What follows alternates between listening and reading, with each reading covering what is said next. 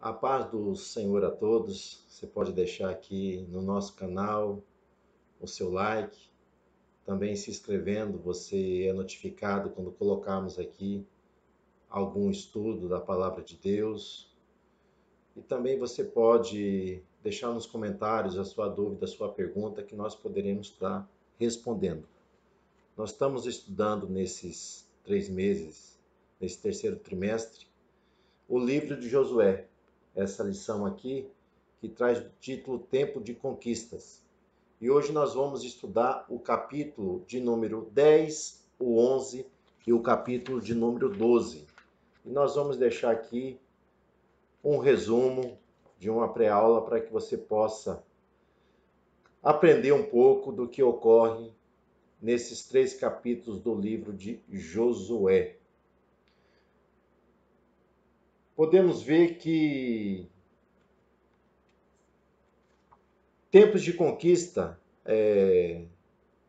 capítulo 10, 11, 12, vai ocorrer as batalhas do povo hebreu conquistando a região da parte do sul e do norte ali de Canaã.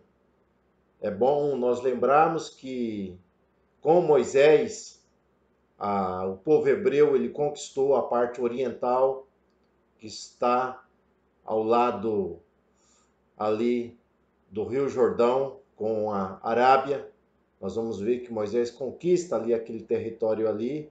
Após a sua morte, o povo hebreu, sob a liderança ali de Josué, eles atravessam o Jordão e vão conquistar Canaã central, derrotando ali a forte cidade de Jericó e também conquistando vitórias sobre Ai e Betel. No capítulo 9, nós encontramos a aliança ali com o povo de Gibeão. Ocorre que as nações que estavam ali ao sul, nós vamos ver que o rei ali de Jerusalém, chamado Adonisedeque, ele faz uma aliança com 4 reis. Reis, lá no 10, versículo 3, o 23, vai dizer a aliança desses reis. Rei de Hebron, Jarmuque, Laquis e Derbe e Egron. Então, esses 5 reis dessas cidades, eles vão se unirem no propósito de pararem o povo hebreu, no propósito de derrotarem ali a nação israelita diante das suas conquistas, diante das batalhas que estavam ocorrendo. Então esses homens, eles eram maus, eram ímpios, eram pecaminosos, eram homens perversos. Então eles não seguiram ali o exemplo de Raabe e também o exemplo ali dos gibeonitas, que acabou se arrependendo, acabou se unindo ao povo hebreu, mas eles não quiseram ali fugirem, mas eles quiseram ir para o confronto. E o que nós vamos ver, meus irmãos, que eles planejam atacar Gibeão. Gibeão era uma cidade fortificada, era uma cidade que os homens eram valentes, mas diante das conquistas de Israel, diante das vitórias que Israel alcançou, o que aconteceu? Os gibeonitas resolveram se unirem, apesar de usarem daquela artimanha, mas eles se arrependeram, Deus perdoou, e nós vamos ver aqui que esses 5 reis, eles resolvem atacar ali o povo Gibeão. Então nós vamos ver que quando os pecadores, eles procuram aliança com Deus, procuram chegarem até Deus, nós vamos ver que o mundo, o diabo vão se levantar. E aqui nós aprendemos aqui que nós temos que socorrer aquele que está fraco, aquele que é mais frágil, aquele que está necessitado. Então esses 5 reis, eles resolvem atacarem ali Gibeão por causa dessa aliança que fizeram ali com o povo hebreu. e eles vão clamar por socorro. Nós vamos encontrar no versículo de número 10, ou melhor, versículo número 6 do capítulo 10, dizendo dessa maneira: enviaram, pois, os homens de Gibeão a Josué ao arraial de Gigal, dizendo: não retires a tua mão de teus servos, sobre apressadamente a nós e livra-nos e nos ajuda. Portanto, todos os reis dos amorreus que habitam na montanha se ajuntaram contra nós. Então eles clamam por socorro agora para os hebreus, porque eles haviam formado uma aliança. Então aqueles que fazem aliança com Deus, certamente Deus ele entra em socorro. O interessante é que nós vamos ver no versículo de número 7, né? Israel sai em socorro a Gibeão. Então a Bíblia nos orienta, meus irmãos, para que nós façamos o bem enquanto nós temos oportunidade. Porque não fazer o bem, aquele que sabe fazer o bem e não pratica, comete pecado. Então nós temos que fazer o bem principalmente aos domésticos da fé. Então eles fizeram aliança com Gibeão, e Gibeão agora estava precisando o quê? De socorro, estava precisando de ajuda. E o lindo é do versículo de número 8, aonde o próprio Deus vai dizer para Josué, diante dessa aliança, desse socorro que Josué vai dar ali aos gibeonitas. Deus diz para Josué: olha, não temas, porque os tenho dado na tua mão. Nenhum deles parará diante de ti. Que coisa tremenda, meus irmãos. Quando Deus, ele responde, quando Deus fala conosco, quando Deus se propõe a caminhar ao nosso lado diante das batalhas. Então Josué se apressa ali em socorrer os gibeonitas. Então, a Bíblia vai dizer no capítulo 9 que eles saem em socorro e caminham toda aquela noite. Então, aquilo que você pode fazer, não deixe para amanhã, faça agora. Não deixe para depois o que você pode fazer agora. Então, eles saíram e percorreram durante toda aquela noite em socorro ao amigo, ao cidadãos ali de Gibeão, que havia feito uma aliança com o povo hebreu. E o versículo número 10, quando eles saem de repente, eles percorrem aquela noite toda ali para socorrer os gibeonitas, Deus vai confundir o exército inimigo. Israel vai entrar em um confronto impetuoso. Então o confronto ali, ele é violento. Israel vai conseguir sobressair sobre o inimigo, porque Deus está agindo no meio do povo. O povo está se esforçando e Deus está agindo. O inimigo ele vai fugir em retirada. E quando o inimigo sai em retirada, nós vamos ver Deus manifestando o quê? A sua mão forte para ajudar Israel ali naquela batalha. Deus vai derramar a pedra do céu. E o texto vai dizer que mais pessoas foram destruídas pelas pedras que caíram do céu do que pela mão ali do povo hebreu. Então Deus batalhando pelo seu povo. Então aqueles homens ímpios estão colhendo o quê? O juízo de Deus. Então nós vemos que Deus é misericordioso.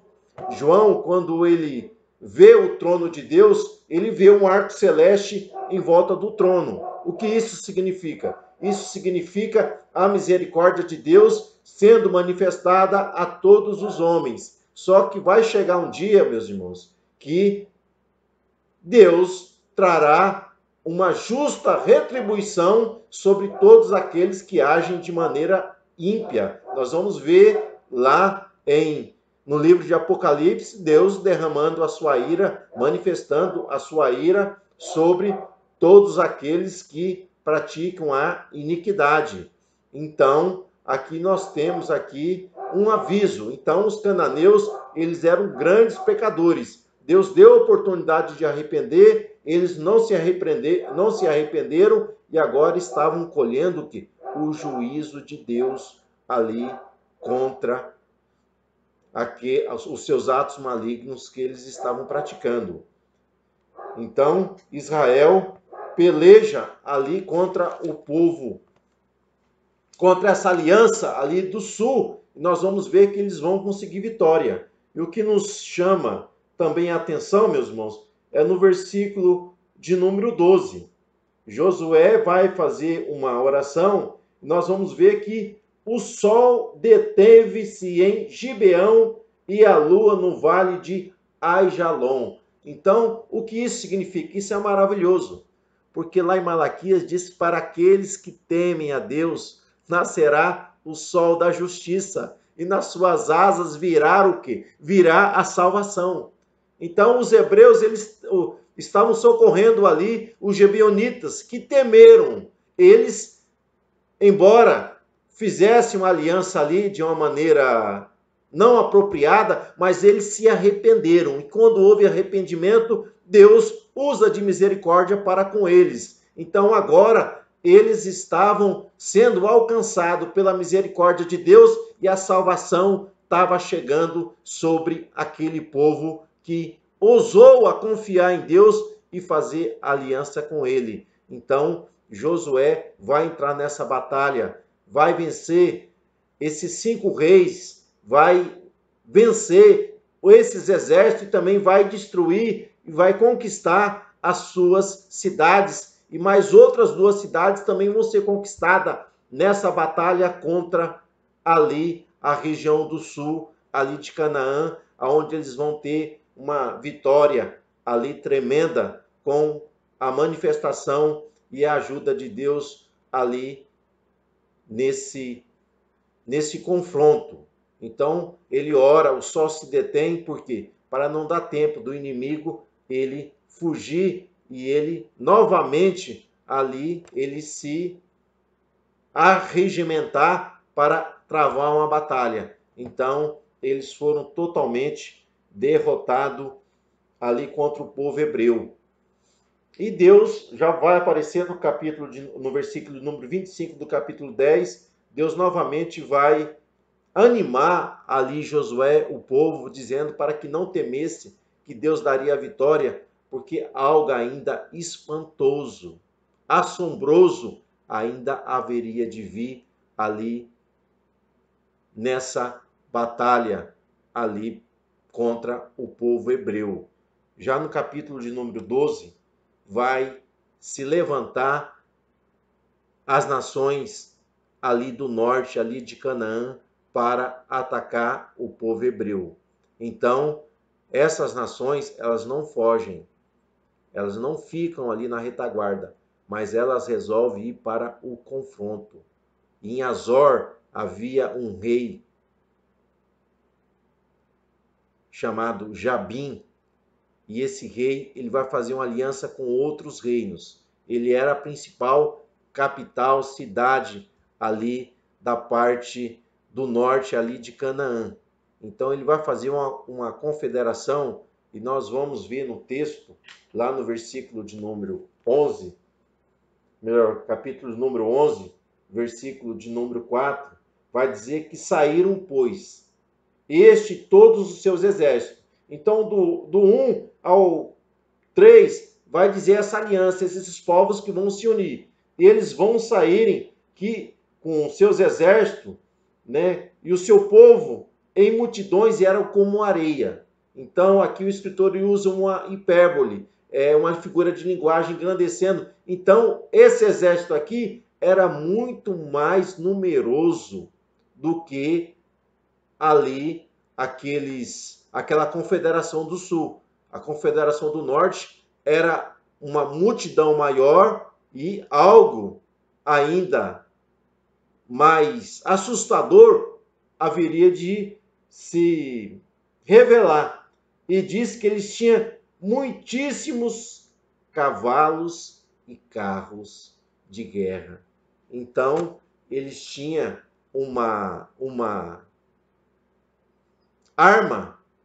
O seu armamento era um material bélico totalmente sofisticado para aqueles dias. Então eles usavam cavalos e usavam o quê? carros de ferro, enquanto Israel não possuía esse tipo de armamento. Eles usavam flecha, lança, funda, não tinha esse armamento todo que tinha essa confederação. Mas Deus vai dizer para eles, lá no versículo de número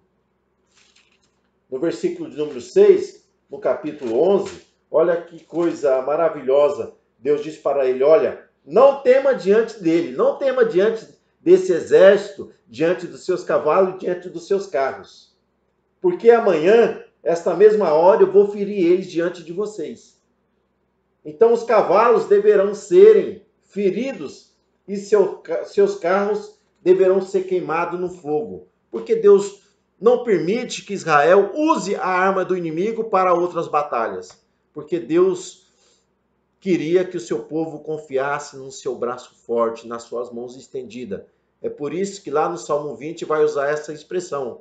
Uns confiam em carros e outros em cavalos. Mas nós faremos menções do nome do Senhor dos Exércitos. Então, no nome do Senhor. Então, nós vamos ver que Deus, né, a arma da nossa batalha não são armas humanas, não são armas carnais, mas são armas poderosas em Deus para destruição das fortalezas. Então, o exército hebreu vai guerrear, vai para o confronto, eles vão se animar naquilo que Deus se revela para eles e eles vão conseguir, meus irmãos, uma vitória tremenda ali sobre a Confederação do Norte. Então, ao todo, Josué do Norte, do Centro e do Sul foram 31 reis que foram derrotados. O capítulo número 12 vai falar o nome desses reis, que eles foram derrotados nesse confronto ali com o povo hebreu. Só que essa batalha foi diferente. Segundo Flávio Josépo, essa batalha ela demorou 5 anos. Alguns historiadores vão dizer 7, mas foi 5 anos de batalha. Então, não foi fácil. Israel foi vencendo aos poucos, né? O versículo de número Josué 11, 18, diz assim: por muitos dias Josué fez guerra contra todos esses reis. Então nós vamos ver que a batalha ela é longa, mas o povo vai conquistar. Versículo 23. A terra repousou da guerra. Então chegou um momento, meus irmãos, ali que eles destronaram ali o exército inimigo e conquistaram ali a terra da promessa. O que nós aprendemos aqui diante dessas lutas? Somente Deus pode dar a vitória ao seu povo. Quem diria que um povo que antes era escravo no Egito, foi liberto, conquistasse ali a terra prometida diante ali de cidades fortes, diante de homens valentes e com armamento totalmente sofisticado. Só a mão de Deus para fazer isso, para dar vitória para o seu povo. Da mesma maneira, Deus te levanta como um guerreiro, como uma guerreira, para vencer as lutas do dia a dia, sendo fiel a Ele, confiando nele e cumprindo a sua vontade. Se você obedecer, certamente Deus te fará vencer diante da sua caminhada. E nós caminhamos para as mansões eternas. E Deus nos leva, meus irmãos, dia a dia a alcançarmos vitória diante dos nossos embates. Que Deus te abençoe, Deus te guarde, Deus te recompense. É a nossa oração que nós pedimos a Ele sobre a sua vida. Que Deus te abençoe e te guarde. É o que nós pedimos. Amém?